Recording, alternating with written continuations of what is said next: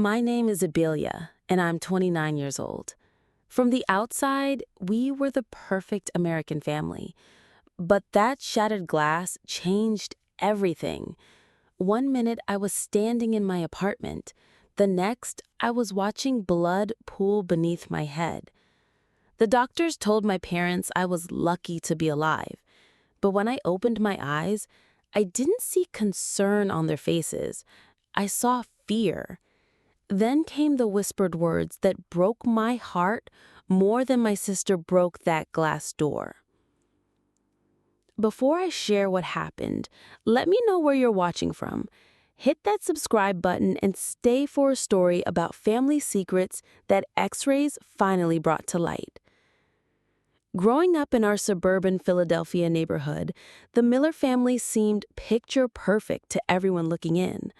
Our two-story colonial with its manicured lawn and seasonal decorations was the envy of the block.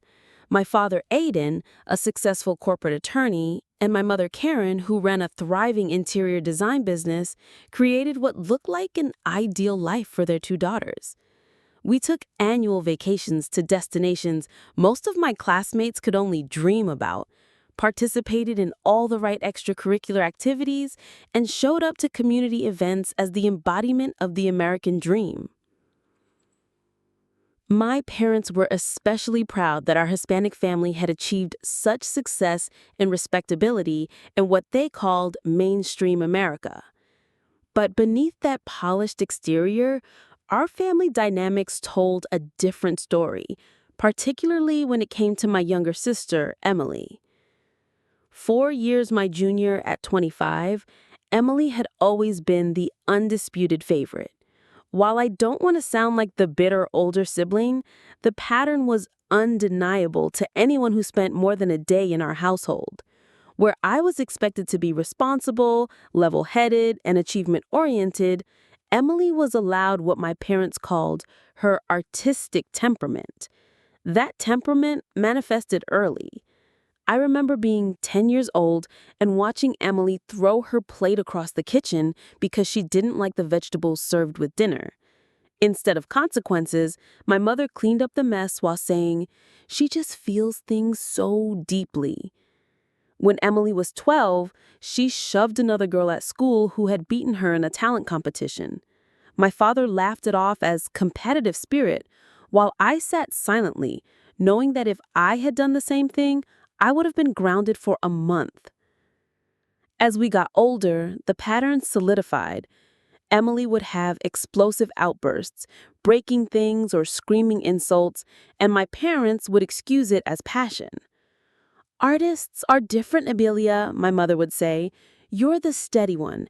Emily needs more understanding because she experiences emotions more intensely." Over time, I became the family peacemaker, the one who would calm Emily down or clean up her messes, both literal and figurative. By high school, I had inadvertently become part of the problem. When Emily smashed the windshield of her boyfriend's car after catching him texting another girl, I helped pay for the repair so my parents wouldn't find out. When she got drunk at a party and needed a ride home at 3 in the morning, I was the one who drove across town to get her and covered for her the next day. I became her safety net, believing that was what good sisters did. Looking back now, I see how unhealthy this dynamic was, but at the time, it felt normal. I excelled academically, went to nursing school, and built a stable career as a pediatric nurse at Philadelphia General Hospital. I found satisfaction in helping others and took pride in my reliability. Meanwhile, Emily bounced between art school programs, never finishing any of them, while my parents continued to fund her finding herself well into her 20s. The 3 months before the incident, I noticed Emily's outbursts escalating. She threw her phone against the restaurant wall when her food arrived late. She screamed at an elderly neighbor who complained about her music. She even pushed our cousin Jessica during a family barbecue when Jessica made a mild joke about Emily's ever-changing career aspirations. Each time, my parents minimized what happened. "She's just going through a tough time," my father would say. "Remember how sensitive she is," my mother would add. I tried bringing up my concerns during Sunday dinner at my parents' house 2 weeks before everything happened. I'm worried about Emily, I said carefully as we cleared the dishes. Her anger seems to be getting worse. Maybe she could talk to someone. My mother's face immediately hardened. Talk to someone? Like a therapist? There's nothing wrong with your sister that family support can't fix. Not everything needs to be medicalized, Abelia. Just because you work in healthcare doesn't make you an expert on your sister. My father chimed in. Your sister is fine. She's always been emotional. That's just who she is. But Dad, I persisted, throwing things and pushing people isn't just being emotional. It could be dangerous. Enough. My mother slammed a serving bowl down harder than necessary. You've always been jealous of the special attention Emily needs. I thought you'd outgrown that. I went home that night to my small but comfortable apartment, feeling defeated and misunderstood. The two-bedroom unit was my sanctuary, decorated simply but warmly, reflecting my practical nature, but also my appreciation for comfort.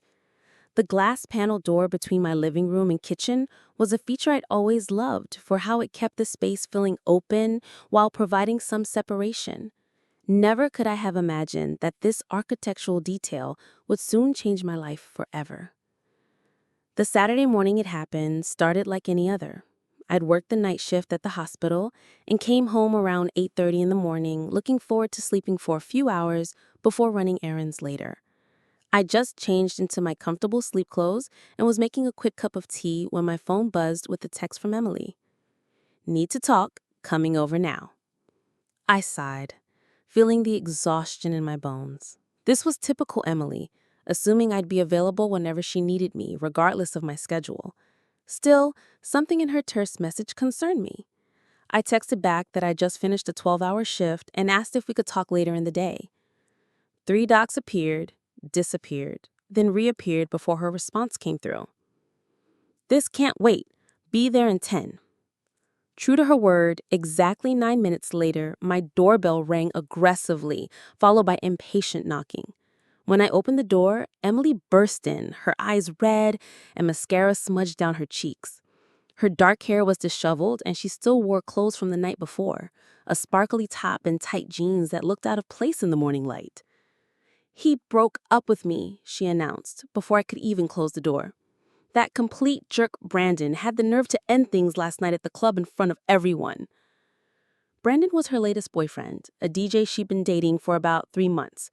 From what little I knew of him, he seemed nice enough, if somewhat caught up in the local nightlife scene. I'm sorry to hear that, I said, stifling a yawn as I gestured for her to sit on my couch. What happened? Emily paced instead, her movements sharp and agitated. He said I was too much, too intense. Can you believe that? Like being passionate is some kind of character flaw? She kicked off her high-heeled boots, sending one flying against my bookshelf, knocking several books to the floor.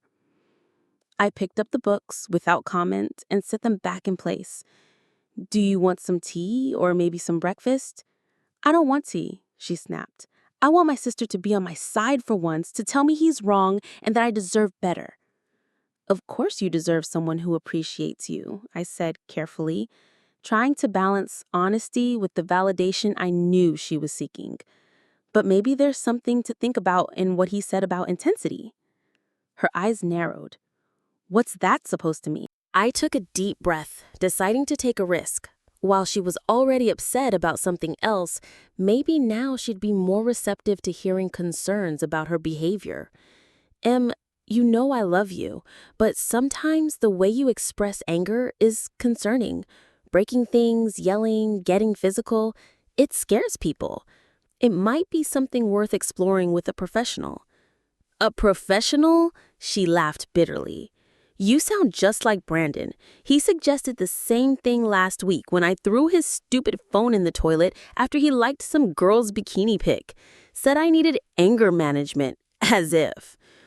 I felt a small surge of respect for Brandon, who apparently had seen the same issues I did and had the courage to name them. That's not such a crazy suggestion, actually. Lots of people talk to therapists about managing strong emotions. It doesn't mean there's something wrong with you. Emily's face flushed. So now you're taking his side. My own sister thinks I'm crazy? That's not what I said at all. I just think that maybe talking to someone could help you feel better and have healthier relationships. Healthier relationships? She spat. Like you're such an expert on relationships. When was the last time you even went on a date, Abelia? You're so busy judging me that you don't even have a life of your own. The comment stung, particularly because my last relationship had ended 6 months ago when my boyfriend moved to Boston for a medical residency. I'd been too busy with work to prioritize dating since then, a fact Emily knew well. This isn't about me, I said quietly. This is about you finding ways to express yourself that don't hurt others or damage property. I can't believe this, Emily said, her voice rising. My boyfriend dumps me, and instead of supporting me, you're giving me a lecture about my behavior? This is so typical. Mom and Dad are right about you. You've always been jealous of me. Jealous? I couldn't keep the disbelief from my voice. Emily, I've spent my entire life cleaning up your messes and making excuses for your behavior. That's not jealousy, that's exhaustion. As soon as the words left my mouth, I knew I'd crossed the line. Emily's face transformed, her expression shifting from hurt to pure rage in an instant. Her eyes widened, her nostrils flared, and her entire body seemed to vibrate with anger. You think you're so perfect, don't you? Saint Abelia, the responsible one, the successful one, the one who never makes mistakes. Well, I'm sick of living in your shadow, sick of your judgment, sick of your condescension. She grabbed the ceramic mug I'd set out for my tea and hurled it against the wall, where it shattered, sending shards across my kitchen floor. Emily, stop it! I shouted, my own anger finally surfacing. This is exactly what I'm talking about. You can't keep breaking things every time you get upset. Watch me, she snarled. And with that, she stormed toward my front door. But instead of simply leaving, she turned back to face me from the doorway. You know what, Abelia? You can take your perfect little life and your judgment and your therapy suggestions and go to hell. Then she did it. With all her strength, Emily slammed the door closed behind her. The force was so violent that the glass panels shattered instantly, sending razor-sharp fragments flying in all directions. I was standing about 6 feet away, directly in the path of the explosion of glass. Time seemed to slow down as I watched a large, jagged shard fly straight toward me. I tried to raise my arm to protect my face, but I was too slow. I felt a searing pain as the glass sliced into my temple and heard myself cry out. The impact knocked me backward, and I felt my head hit the corner of my coffee table as I fell. The last thing I remember before losing consciousness was the warm sensation of blood pooling beneath my head, and Emily's face reappearing in the doorway, her expression transformed from rage to horror as she saw what she had done. Abelia! Oh my God, Abelia! Then everything went black. Beeping. That was the first thing I became aware of. Rhythmic, electronic beeping somewhere close to my head. Then voices, muffled and professional, moving around me. I tried to open my eyes, but my eyelids felt impossibly heavy. A sharp pain pulsed through my head with each heartbeat, and nausea rolled through my stomach when I attempted to move. She's showing signs of waking up, a male voice said. Miss Miller? Abelia, can you hear me? With tremendous effort, I finally managed to open my eyes, immediately squinting against the harsh fluorescent lights. A face came into focus. A man in his 40s, wearing a white coat, his expression concerned but professional. There you are, he said, his voice gentler now. I'm Dr. Patel. You're at Philadelphia General Hospital. You've sustained a head injury, but you're stable. Try not to move too much. Hospital. The word took a moment to register.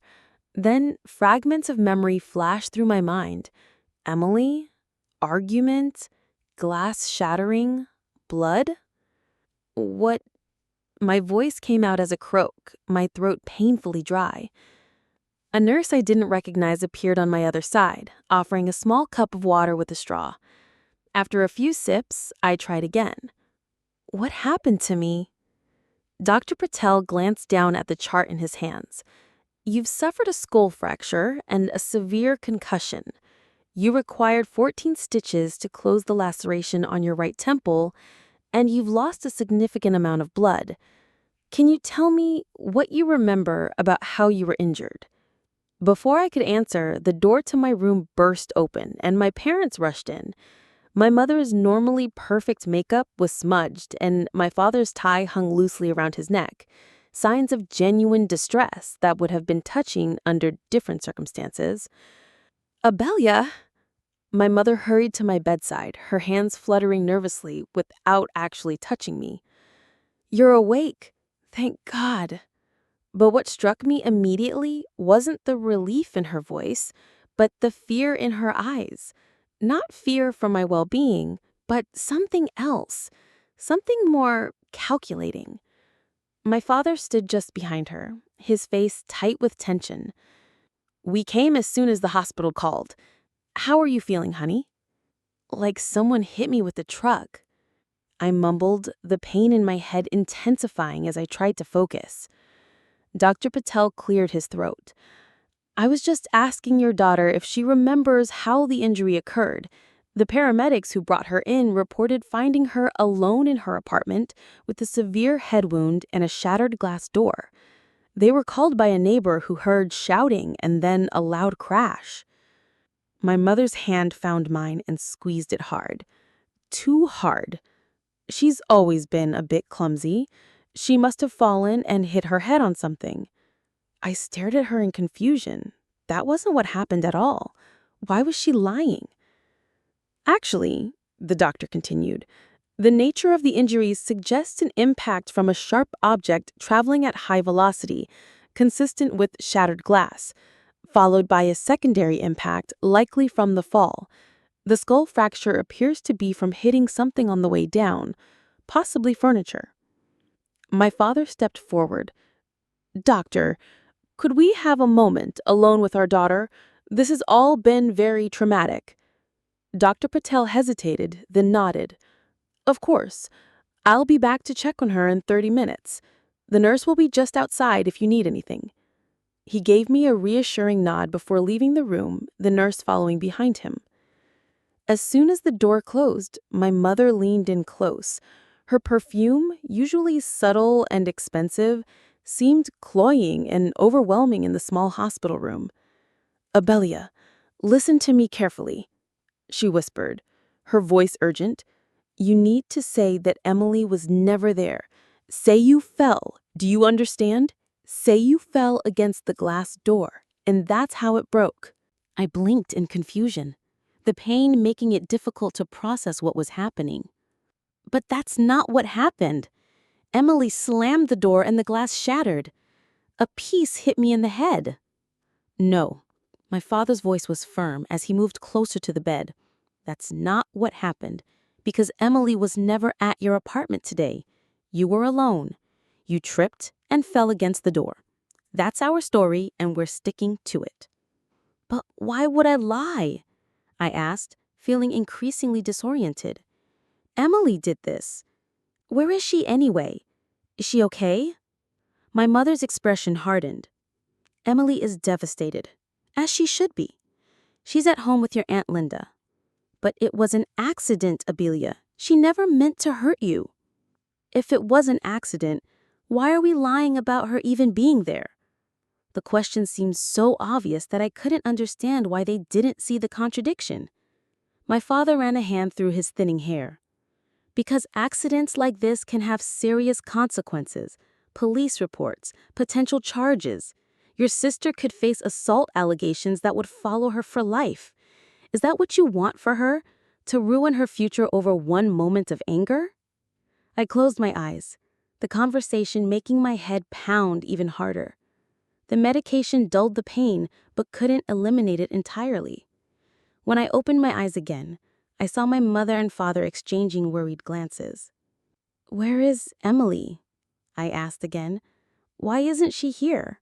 I want to talk to her. She's too upset right now, my mother said quickly. She feels terrible about what happened, about your fall. It wasn't a fall, I insisted, my voice stronger now despite the pain. She slammed the door, the glass shattered, and a piece hit me in the head. That's what happened. Why are we pretending otherwise? Because your sister has a job interview next week with that prestigious gallery, my mother hissed, dropping all pretense. Because she's finally getting her life together and this could destroy everything she's worked for. Are you really so selfish that you'd ruin her chance at success over an accident? I felt as if I'd been slapped. Here I was, lying in a hospital bed with a fractured skull, and my mother was calling me selfish for not protecting the person who put me here. What about what she did to me? I asked, tears welling in my eyes. I could have died, Mom. But you didn't, my father interjected pragmatically. And Emily never intended to hurt you. You know how she gets when she's upset. She can't control herself in those moments. Then maybe she needs help learning how to control herself, I said, the words slurring slightly as fatigue began to overwhelm me again. My mother stood straight up, smoothing her skirt in a gesture I recognized as her way of regaining composure. What Emily needs is family loyalty. Family protects family, Abelia. I thought we raised you to understand that. Before I could respond, there was a knock at the door, and a different nurse entered. I need to check her vitals and administer the next dose of pain medication. I'll need you to step out for a few minutes. My parents nodded reluctantly. As they turned to leave, my mother leaned down one more time. Remember what we talked about. You fell. That's all anyone needs to know. As they left the room, I noticed the nurse giving them an odd look. She came to my bedside and began checking the monitors. "Those your parents?" she asked casually as she wrapped a blood pressure cuff around my arm. I nodded slightly, wincing at the movement. Was all she said, but her expression spoke volumes. After taking my blood pressure, she made some notes in my chart. Dr. Patel mentioned that your injury doesn't really match with a simple fall. Anything you want to tell me about what actually happened? For a moment, I considered telling her everything, but the deeply ingrained family loyalty my mother had mentioned held me back. I'm very tired. Could I have that pain medication now? She studied my face for a long moment, then nodded. Of course. Rest is the best thing for you right now. But Abelia, we're here to help you, not just treat your physical injuries. Remember that. As the medication entered my system through the IV, I felt myself drifting back toward unconsciousness. The last thought I had before sleep claimed me was a question. Where was Emily now? And was she feeling any remorse at all for what she'd done? I spent the next 3 days in the hospital under observation. The doctors were concerned about the severity of my concussion and wanted to monitor me for any signs of increased intracranial pressure or bleeding. During that time, my parents visited religiously, always together, always on message. They would arrive each morning with forced cheerfulness, asking how I was feeling, while simultaneously reminding me of our agreed-upon story. Except it wasn't agreed upon at all. It was dictated to me. Remember, if anyone asks, you were alone and fell against the door, my father would say, disguising the instruction as casual conversation whenever medical staff left the room. The insurance adjuster might call about the damage to your apartment, my mother added during their second visit. Make sure you tell them you accidentally fell against the glass. It's important for the claim. On the third day, when I was feeling more lucid and the pain had subsided to a dull throb, I finally confronted them directly. Why hasn't Emily come to see me? I asked, as my mother arranged flowers on my bedside table, their sickeningly sweet fragrance doing nothing to mask the antiseptic hospital smell. My parents exchanged glances, a silent communication I'd witnessed countless times throughout my childhood whenever the subject of Emily's behavior arose. She feels terrible about what happened, my mother said carefully. She's afraid you're angry with her. I am angry, I admitted, but I also want to hear her apologize in person." My father cleared his throat. "That might not be the best idea right now. Emotions are running high, and your focus should be on recovery." "So you're protecting her from facing me," I said flatly, "just like you've always protected her from the consequences of her actions." My mother's face hardened. "That's unfair, Abelia. We've always treated you both equally." The absurdity of that statement might have made me laugh if my head didn't hurt so much. "You know that's not true. If I had put Emily in the hospital, you wouldn't be telling her to lie about it. You'd be demanding I turn myself in." "That's different," my father insisted. "You're stronger than your sister. You always have been. She's more fragile, more sensitive." "Fragile people don't put others in the hospital," I pointed out. "It was an accident," my mother hissed, lowering her voice as a nurse passed by in the hallway. "And accidents happen in families all the time. The important thing is that we deal with this privately, as a family."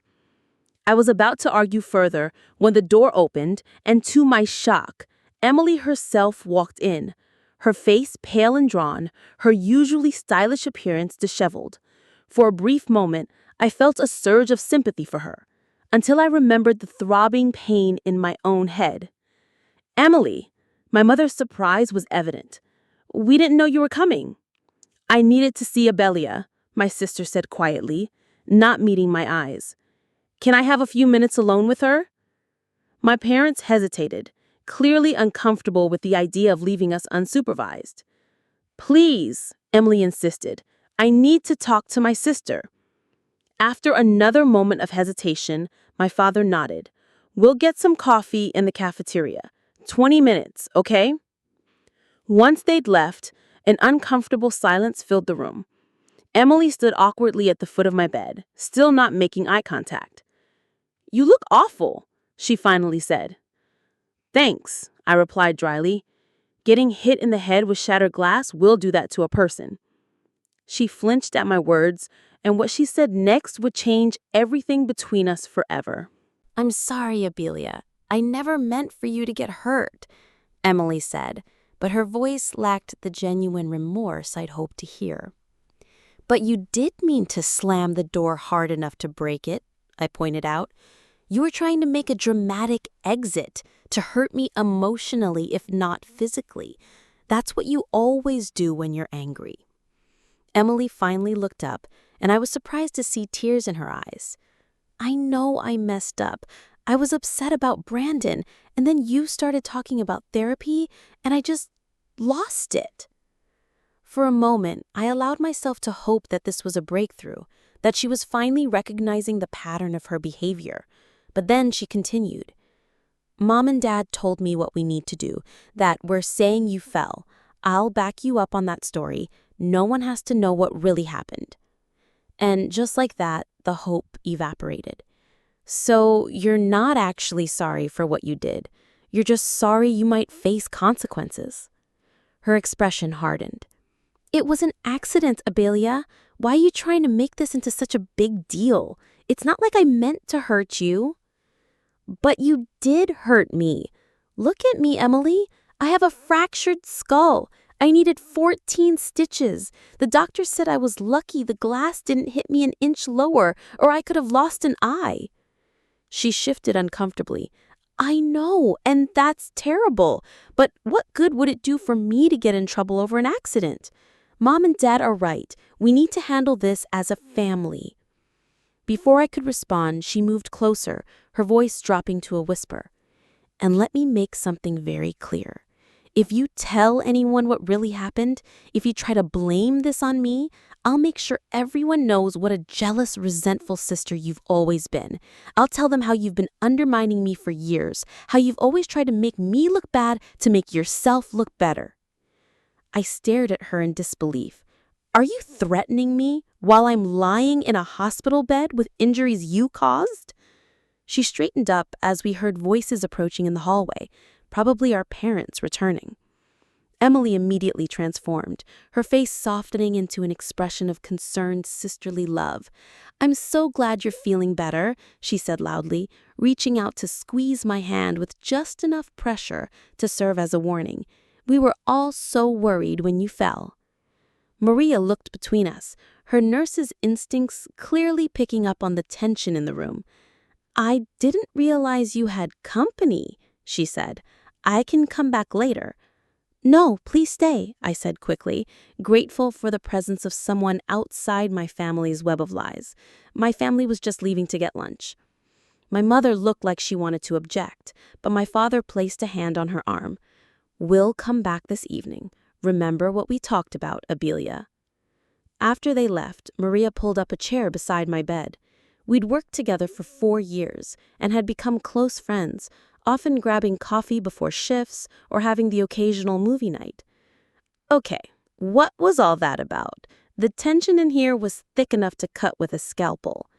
I hesitated, years of family loyalty warring with my growing resentment and sense of injustice. "Just family stuff, you know how it is." Maria raised an eyebrow. "Actually, I do know how it is. I have 3 brothers who would burn down the world if anyone hurt me, and parents who would help them hide the matches. So when I see a family acting weird around an injured daughter, my radar goes off."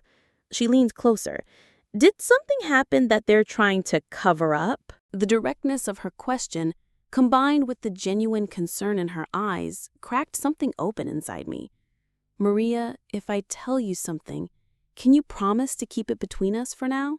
She nodded without hesitation. "Of course." And so, for the first time, I told someone the truth about what had happened with Emily, about her history of violent outbursts, about my parents' enabling behavior, and about their current pressure campaign to make me lie about my injury. When I finished, Maria sat in silence for a moment, processing what I'd shared.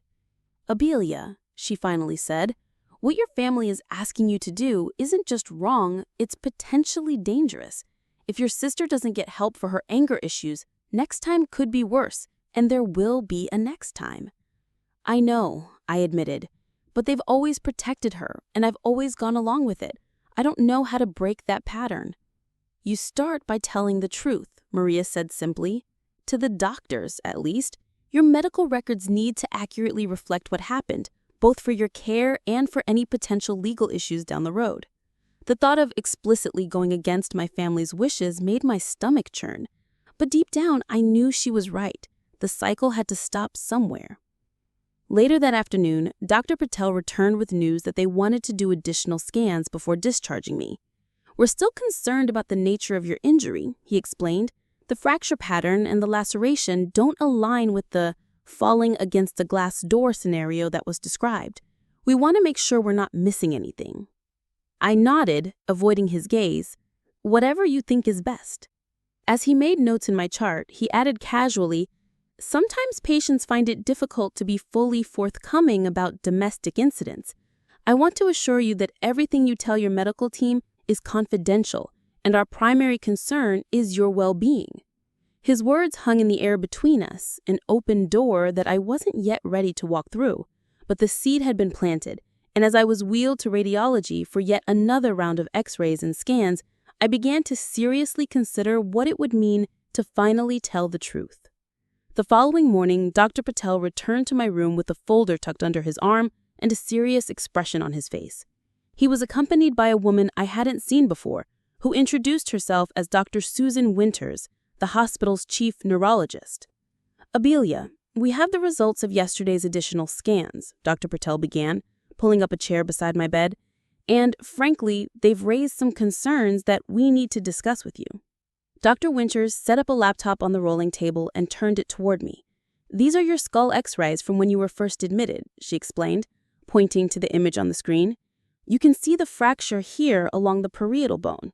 What's significant isn't just the fracture itself, but the pattern of the break." She clicked to another image. "This type of linear fracture with this particular radiating pattern is inconsistent with a simple fall against a glass door. It indicates an impact from a high-velocity projectile, in this case, most likely a shard of glass that was already in motion when it struck you." Dr. Bertel cleared his throat. "In addition, the secondary impact to the back of your head shows a different fracture pattern, consistent with falling and hitting a hard object after the initial injury." They showed me several more images, explaining in detail how the medical evidence contradicted the story about me simply falling against the door. The technical terminology was overwhelming, but their conclusion was clear. My injuries couldn't have happened the way my family claimed. Abelia, Dr. Winters said gently, as medical professionals, we're obligated to accurately document the cause of injuries, especially when they involve potential violence. It would help us provide the best care if you could tell us what really happened. I stared at the X-ray images, the physical evidence of what my sister had done to me. There was no denying it, no explaining it away, no minimizing it. The truth was literally written in my bones. Someone else was there, I finally admitted, my voice barely above a whisper. My sister, Emily. We had an argument. She slammed the door she was leaving, and the glass panel shattered. A piece hit me in the temple, which knocked me backward, and I hit my head on the corner of my coffee table as I fell. The relief of finally speaking the truth was immediately followed by a wave of guilt for betraying my family. But looking at those X-rays, I knew I couldn't continue the lie. "Thank you for telling us," Dr. Patel said, making notes in my chart. "Was this an isolated incident, or is there a history of violent behavior?" The question made me uncomfortable, but I forced myself to answer honestly. My sister has had anger issues for years, breaking things, throwing things, but this is the first time anyone has been physically injured. Dr. Winters nodded.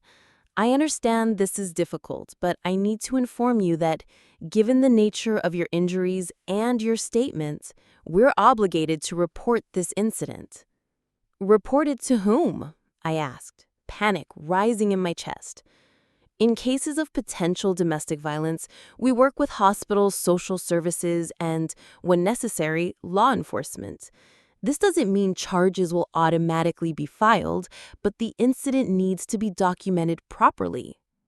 As if on cue, there was a knock at the door and two new people entered my room. One was a woman in business attire who introduced herself as Megan Torres from Hospital Social Services. The other, to my shock, was a police officer in uniform.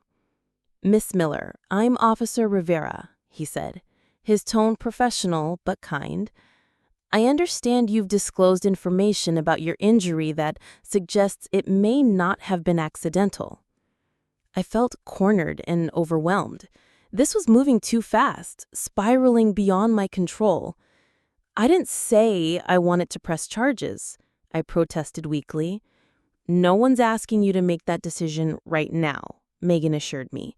"But when someone sustains a serious injury like yours under these circumstances, we have protocols that need to be followed." For the next hour, I found myself giving a formal statement about what had happened with Emily. Officer Rivera asked detailed questions about the incident itself, while Megan inquired about the history of Emily's behavior and my family dynamics. With each question answered, I felt simultaneously liberated and terrified, knowing there was no going back now. After they left, promising to follow up once I was discharged, I sat alone in my hospital room trying to process what had just happened. I had broken the cardinal rule of my family. I had exposed the truth about Emily, about all of us. The weight of that decision pressed on me, making it hard to breathe. I didn't have long to contemplate the consequences. Less than an hour later, my parents burst into my room, their faces flushed with anger and panic. "What have you done?" my mother demanded without preamble. "The hospital just called to inform us that you've made allegations against Emily and that the police are involved. How could you do this to your own sister?" "I didn't make allegations," I said, my voice stronger than I expected. "I told the truth about what happened. The doctors knew from the X-rays that I couldn't have injured myself the way you claimed. They showed me the evidence." My father paced the small room, running his hands through his hair. "Do you have any idea what you've set in motion? Emily could face assault charges. This could go on her record permanently." "And what about my record?" I countered, gesturing to the bandages on my head. "What about the permanent damage I might have suffered? Doesn't that matter to either of you?" "Of course it matters," my mother said, but her tone lacked conviction. "But this could have been handled privately, as a family." Because our family wasn't handling it, I exclaimed, wincing as the effort sent pain through my skull. You've never handled it. You've always excused Emily's behavior, always protected her from consequences, and look where it's gotten us. I'm in a hospital bed with a fractured skull, and she's still the victim in your eyes. My father opened his mouth to respond, but before he could, a nurse appeared in the doorway, clearly having heard the raised voices. "Is everything all right in here?"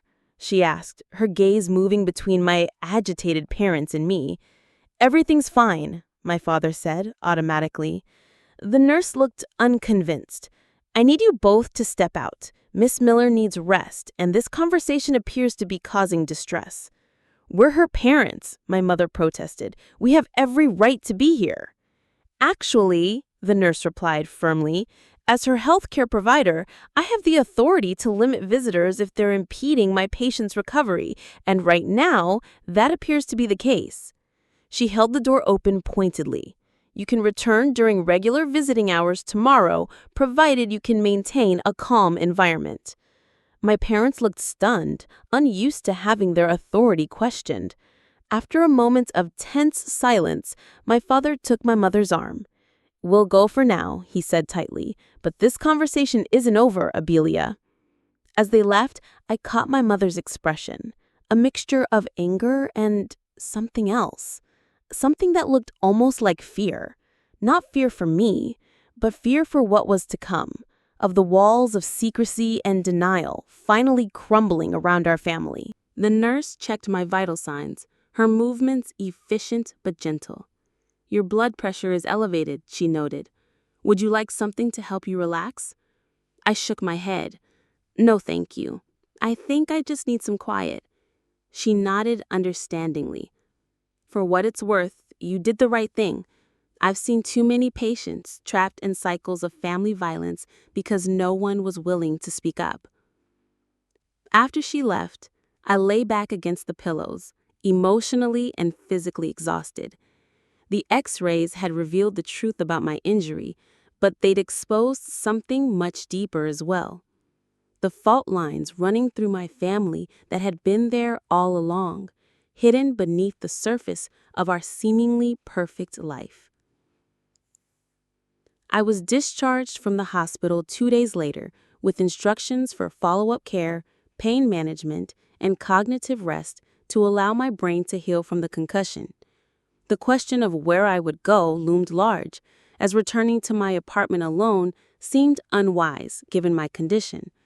But the thought of recovering at my parents' house was unthinkable after what had transpired. Maria solved the problem by offering her spare bedroom. "Stay with me until you're back on your feet," she insisted. "My place is on the first floor, so no stairs to worry about. And I can help monitor your symptoms between my shifts." Her kindness brought tears to my eyes. "Are you sure? I don't know how long it'll be before I can go back to work or be completely independent." "Positive," she said firmly. "That's what friends are for." The first week after discharge was a blur of pain, medication, sleep, and brief, necessary phone calls. Officer Rivera contacted me to confirm that an investigation had been opened into the incident, explaining that the district attorney's office would determine whether to pursue charges against Emily based on the evidence and my statement. My parents called daily, their messages alternating between guilt-inducing pleas to fix the situation and offers of financial support that came with implicit strings attached. I let most calls go to voicemail, unable to face another confrontation while my head still throbbed with each heartbeat. Emily, however, took a different approach. 8 days after I left the hospital, I received a text message that made my blood run cold. "Hope you're enjoying playing the victim. Mom and Dad might be fooled by your innocent act, but I know the truth. You've always been jealous of me, and now you're trying to ruin my life. If you go through with this, I'll make sure everyone knows what kind of sister you really are." I showed the message to Maria, who immediately contacted Officer Rivera. He advised me to save the text as evidence and to document any further communication from Emily. explaining that it could be construed as witness intimidation. The investigation moved forward with methodical slowness. I gave a formal statement at the police station, provided them with photos of my apartment after the incident, and authorized them to access my medical records. Meanwhile, I began the process of healing, not just physically, but emotionally, scheduling appointments with a therapist who specialized in family trauma. 6 months later, I stood in my kitchen making tea, looking out at the Philadelphia skyline as the morning sun gilded the buildings. My physical recovery had progressed better than the doctors initially expected. The scar at my temple had faded to a thin white line, visible only if you knew to look for it. The post-concussion symptoms had finally subsided to occasional mild headaches during times of stress. The district attorney's office had ultimately offered Emily a diversion program rather than pursuing criminal charges. If she completed anger management courses, underwent psychological evaluation and any recommended treatment, and maintained good behavior for 1 year, the case would be dismissed without a conviction on her record. When I heard the news from Officer Rivera, I felt relieved rather than disappointed.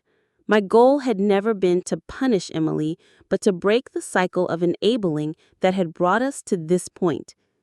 Emily had started therapy and was working on her issues for the first time in her life.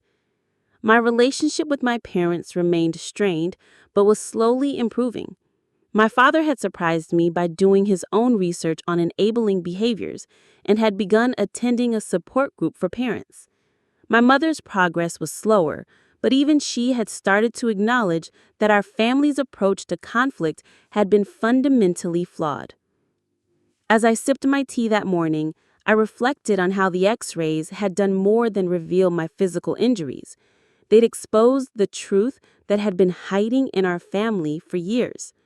And in that painful exposure lay the possibility of genuine healing. Have you ever had to make the difficult choice between family loyalty and speaking the truth? I'd love to hear your experiences in the comments below. And if my story resonated with you, please like and subscribe to hear more stories of healing and growth. Remember that sometimes the hardest conversations are the most necessary ones, and that true healing begins with truth. Thank you for listening, and I wish you courage on your own journey, whatever form it may take.